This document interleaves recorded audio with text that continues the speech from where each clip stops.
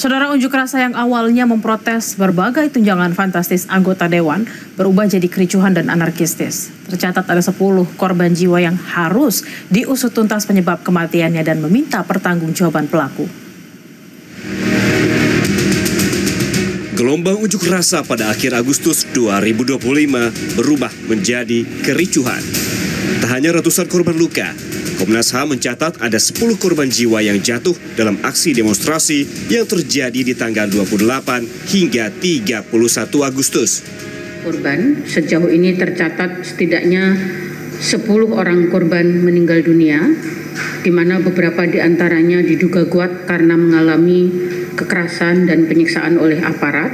Ini masih kami selidiki, dan penyebab-penyebab yang lainnya.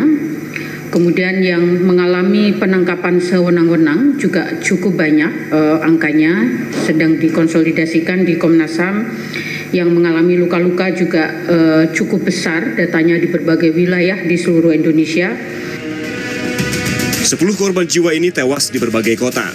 Di Jakarta, Andika Lutfi Falah, seorang siswa SMK, dan Afan Kurniawan, seorang pengemudi ojol, meninggal pada 28 Agustus. Di Yogyakarta, Reza Sendi Pratama, seorang mahasiswa, meninggal pada 31 Agustus. Di Solo, ada Sumari, seorang tukang beca, meninggal pada 29 Agustus. Di Semarang, Iko Julian, mahasiswa, meninggal pada 31 Agustus. Di Makassar, ada 4 korban. Mereka adalah Saiful Akbar, seorang pegawai kecamatan. Lalu, Sarinawati, seorang staf DPRD. Muhammad Akbar Basri, juga seorang staf DPRD. Dan Rusdam Diansyah, seorang pengemudi ojol, keempatnya meninggal pada 29 Agustus. Kemudian di Manokwari, Septinus Sesa, seorang warga yang meninggal pada 28 Agustus. Perhimpunan Bantuan Hukum dan Hak Asasi Manusia (PBHI) menyayangkan aparat menyamakan penindakan kepada massa pendemo yang murni menyuarakan aspirasi dengan penyusup yang mencederai aksi demo.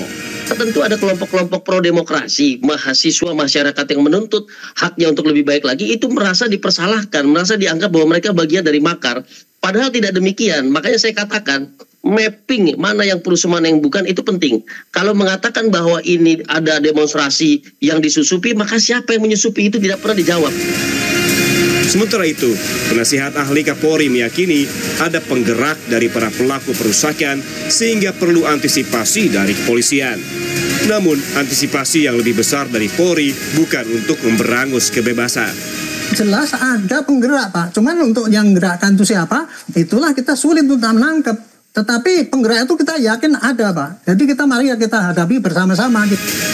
Kini, publik menanti penindakan dan penegakan hukum secara transparan dan hasilnya menjadi perbaikan dan pelajaran bagi seluruh anak bangsa. Tim Liputan Kompas TV.